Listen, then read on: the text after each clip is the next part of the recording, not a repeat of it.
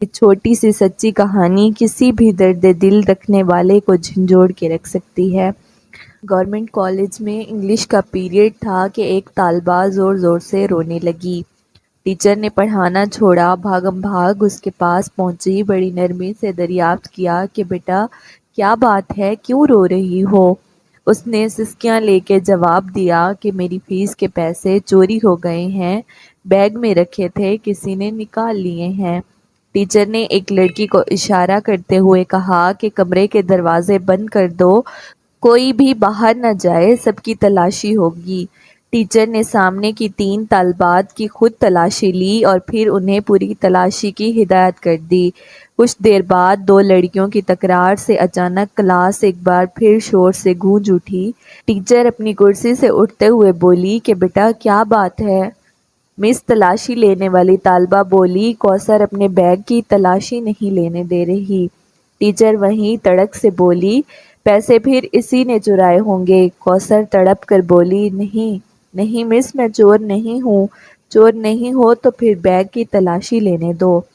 نہیں، کوثر نے کتابوں کے بیگ کو سختی سے اپنے سینے کے ساتھ لگا لیا، نہیں، میں تلاشی نہیں دوں گی۔ ٹیچر آگے بڑھی، اس نے کوثر سے بیگ چھیننے کی کوشش کی لیکن وہ کامیاب نہ ہو سکی۔ اسے غصہ آ گیا، ٹیچر نے کوثر کے منہ پہ تھپڑ مارا تو وہ زور زور سے رونے لگ گئی۔ ٹیچر پھر آگے بڑھی، ابھی اس نے طالبہ کو مارنے کے لیے ہاتھ اٹھایا ہی تھا کہ ایک باروب آواز گونجی، رک جاؤ۔ ٹیچر نے پیچھے مڑ کے دیکھا تو وہ پرنسپل تھیں، نہ جانے کب کسی نے انہیں خبر کر دی تھی اس معاملے کی۔ انہوں نے طالبہ اور ٹیچر کو اپنے دفتر میں آنے کی ہدایت کی اور واپس لوٹ گئیں۔ پرنسپل نے پوچھا کہ کیا معاملہ ہے؟ ٹیچر نے تمام ماجرا کہہ سنایا۔ انہوں نے طالبہ سے بڑی نرمی سے پوچھا، تم نے پیسے چرائے ہیں؟ نہیں، اس نے نفی میں سر ہلا دیا۔ کوثر کی آنکھوں میں آنسو بھر آئے، بالفرض مان بھی لیا جائے۔ پرنسپل بولیں، تمام طالبات اپنی اپنی تلاشی دے رہی تھیں، تم نے انکار کیوں کیا؟ کوثر خاموشی سے میڈم کو تکنے لگی، اس کی آنکھوں سے 2 موٹے موٹے آنسو نکل کر اس کے چہرے پر پھیل گئے۔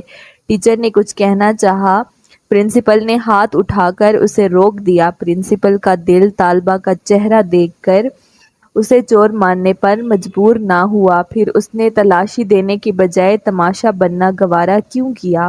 اس میں کیا راز ہے؟ وہ سوچنے لگیں اور پھر کچھ سوچ کر ٹیچر کو کلاس میں جانے کا کہہ دیا۔ پرنسپل نے بڑی محبت سے کوثر کو اپنے سامنے والی نشست پر بٹھا کر اس سے پوچھا کہ اپنا بیگ ان کے حوالے کر دو۔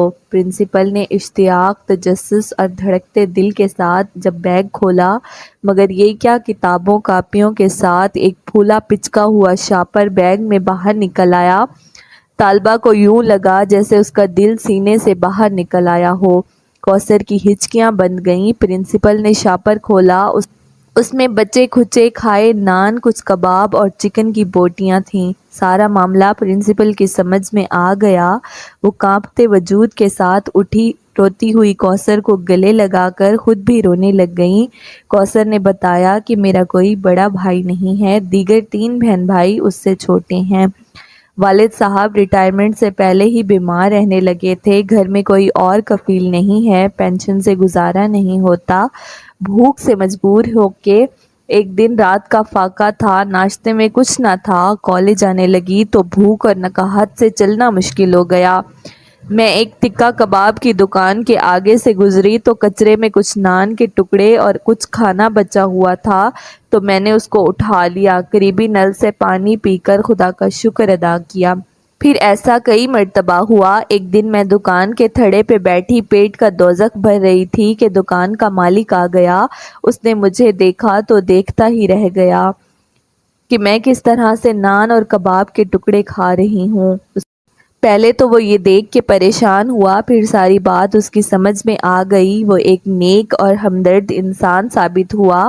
پھر میں نے اسے اپنے حالات سارے سچ سچ بتا دیے۔ اسے بہت ترس آیا، اب وہ کبھی کبھی میرے گھر کھانا بھی بھیج دیتا ہے اور گاہکوں کا بچا ہوا کھانا، برگر وغیرہ روزانہ شاپر میں ڈال کر اپنی دکان کے سامنے رکھ دیتا ہے۔ جو میں کالج آتے ہوئے اٹھا کر کتابوں کے بیگ میں رکھ لیتی ہوں اور جاتے ہوئے گھر لے جاتی ہوں۔